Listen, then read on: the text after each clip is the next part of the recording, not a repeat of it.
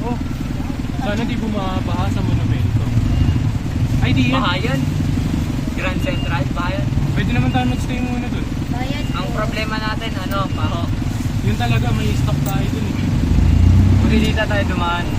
Oo. Taas ng baha dun. Gusto naman check ang situation sa paho. Paano? Yan natin sila Joshua. Nagbayad ka na? Di ba? Bayad mo muna ako. Lirik lang, parang May naging kaibigan pa si si Charles. Bayad saan na? Bayad po. Dalawang estudyante na yan. Huwag yung tosong po. Uy. Uy. Naging pambot yung ano. Bang.